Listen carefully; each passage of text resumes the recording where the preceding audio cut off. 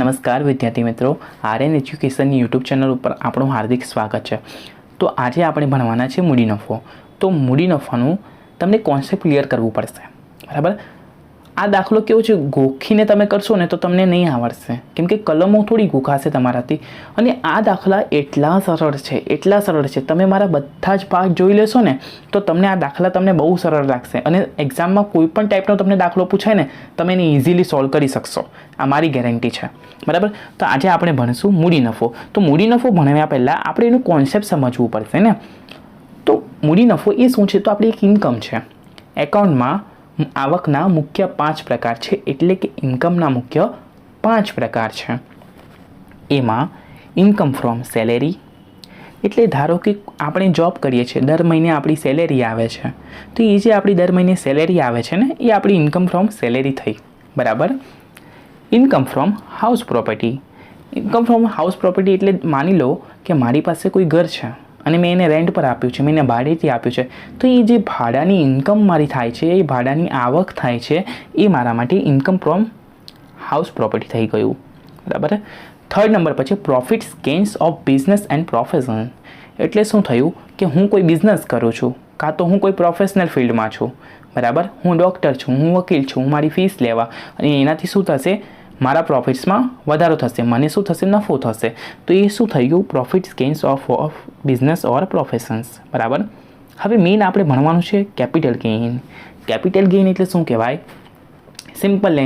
Simple લેંગ્વેજમાં હું તમને સમજાવું તો પ્રોફિટ તમને ચલો સમજી લો, તમે કોઈ સ્ટોક ખરીદ્યો 2010માં, તમે એક સ્ટોક ખરીદ્યો, બરાબર।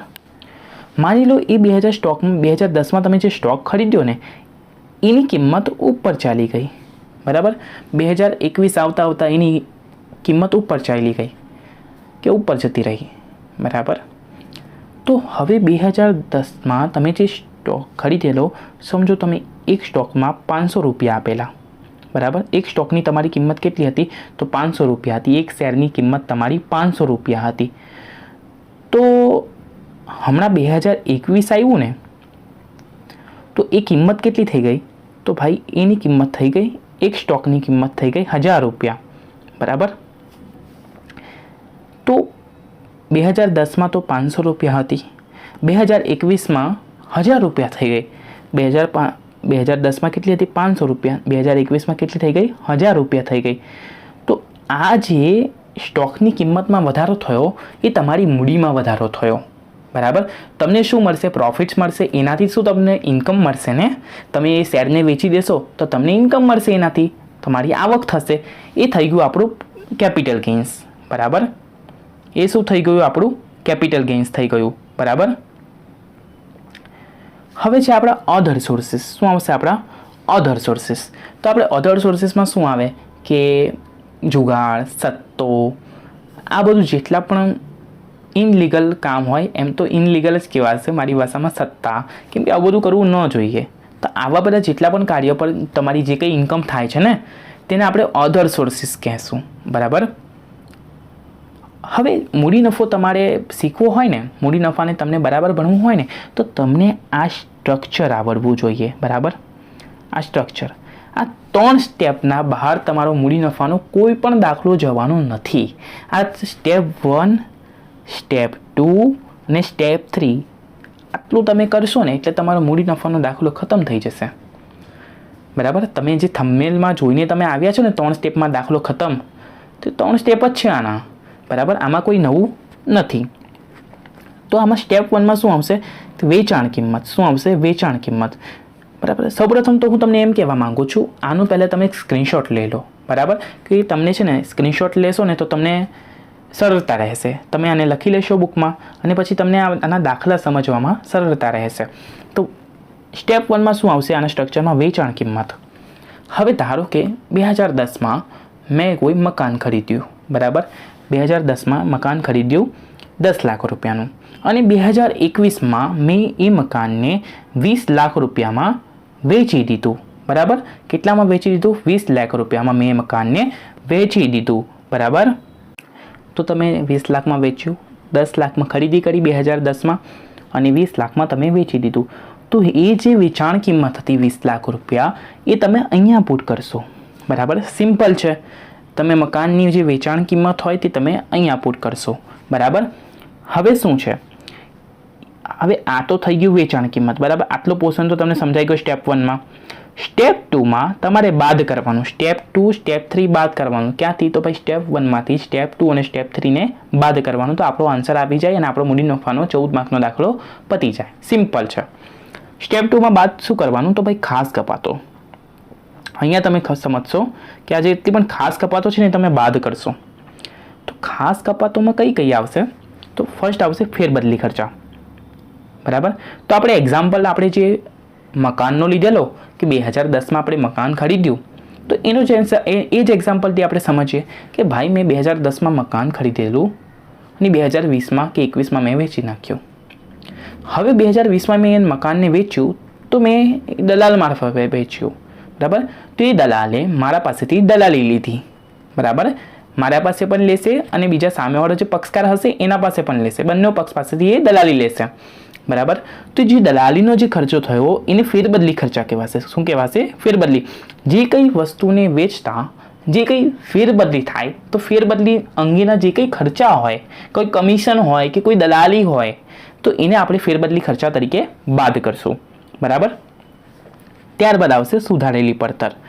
હવે સુધારેલી પડતર પણ શું આવે તમે સમજો. આ છે ને મોસ્ટ આઈએમપી પોઈન્ટ છે ને અહીં જ તમને સમજવાનું છે, અહીં જ તમને મેઇન ગણતરી કરવાની છે. બાકી તમે વેચાણ કિંમતો દાખલામાં તમને આપી દે. બરાબર, જે ફેરબદલી ખર્ચા છે એ તમને દાખલામાં આપી દે, પણ જે સુધારેલી પડતર છે ને તમને એની ગણતરી કરવી પડશે.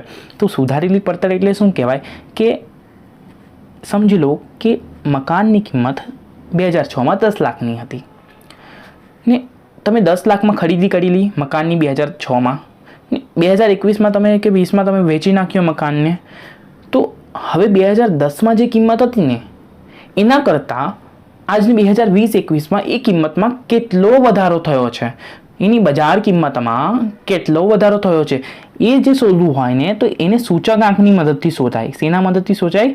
સૂચકાંકની મદદથી શોધાય. ને આ સૂચકાંક હોય ને એ તમને દાખલામાં આપી દીધો હોય. બરાબર, એટલે તમારે શોધવાની જરૂર ના પડે. સૂચકાંક તો તમને આપી દીધો હોય, એના પરથી તમારે ગણતરી કરવાની હોય. સિમ્પલ છે.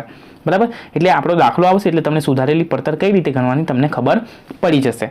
એટલે તમે સમજી લો કે 2006માં શું કિંમત હતી ને 2021માં શું કિંમત છે એ વસ્તુની. તો એ શોધવા માટે આપણે જે સૂચકાંકનો ઉપયોગ કરશું ને એને આપણે સુધારેલી પડતર કહીશું. સિમ્પલ છે. એ રીતે આપણે સુધારેલા વધારાના ખર્ચા. તો હવે તમે 2010માં મકાન લીધું, 2012માં તમને એમ કર્યું કે ચલો ભાઈ હવે આમાં છે ને આપણે બાંધકામ કરીએ, આમાં આપણે રિનોવેશન કરીએ. તો બરાબર, તો તમે જે બાંધકામ કરશો, તમે જે રિનોવેશન કરશો ને, તો એ રિનોવેશન અંગેના જે તમને ખર્ચા થશે ને 2012માં એ હાલના સમયના કેટલા ગણાશે? બરાબર, હવે 2000 તમે સમજો કે 2012માં તમે રિનોવેશનના ખર્ચા તમને 5 લાખ થયા ને, 5 લાખ તમને 2012માં થાય ને, તો એ આજે 2021માં આજે સમજો એની કિંમત 10 લાખ હશે કે નહીં હશે? 100% હશે. બરાબર, તો એમાં જે વધારો થયો છે ને એ આપણે દર્શાવવાનો છે સૂચકાંકની મદદથી. બરાબર, તો તમે આટલું વેચાણ કિંમતમાંથી તમે આજે ખાસ કપાત બાદ કરો ને તો તમને શું મળે? તો ભાઈ લાંબા ગાળાનો મૂડી નફો મળે. શું મળે તમને? લાંબા ગાળાનો મૂડી નફો મળે. હવે આ લાંબા ગાળાનો મૂડી નફો મળે, અહીંયા તમારું સેકન્ડ સ્ટેપ કમ્પ્લીટ થઈ જાય અને લાસ્ટ થર્ડ સ્ટેપ આવે. એના અંદર બાદ તમે શું કરશો? કલમ 54 હેઠળ કપાટ કરમુક્તિ. બરાબર, કલમ 54 હેઠળ કરમુક્તિ એટલે કલમ 54 પર આવે, કલમ 54 EC પણ આવે, કોઈ પણ કલમ. અને નેક્સ્ટ પાર્ટ આપણો કલમનો જ રહેશે ને એના અંદર તમને બધી જ કલમો હું તમને ભણાવી દેવા. તમને બીજો કોઈ વિડીયો જોવાની જરૂર નહીં પડે, એ મારી ગેરંટી છે. બરાબર, તમે જે કંઈ કલમ આનું હેઠળ બાદ મળતું હોય, કરમુક્તિ મળતી હોય એ તમે બાદ કરો ને એટલે તમને કરપાત્ર મૂડી નફો મળી જાય ને અહીંયા તમારો 14 માર્કનો દાખલો ખતમ થઈ જાય. હવે નેક્સ્ટ પાર્ટ મારો છે ને તમે જરૂરથી જોજો અને આનો છે ને તમે સ્ક્રીનશોટ લઈ લેજો એટલે તમને છે ને ખબર પડે કે ભાઈ દાખલો કઈ રીતે ગણવાનો છે, એની સ્ટાર્ટિંગ કઈ રીતે કરવાની છે. આ સ્ટ્રક્ચરના બહાર કોષે દાખલો જવાનો નથી. તો મળીએ આપણે નેક્સ્ટ વિડીયોમાં. અને જો તમને મારો વિડીયો ગમ્યો હોય ને તો લાઇક, શેર અને સબસ્ક્રાઇબ જરૂરથી કરજો. અને લાઇક તો બિલકુલ કરજો અને સારી કોમેન્ટ કરજો. બરાબર, અને આપણે દરેક પાર્ટ આપણે મૂડી નફા ધીરે ધીરે લાવશું અને ધીરે ધીરે મૂડી નફાને શીખશું. ધન્યવાદ.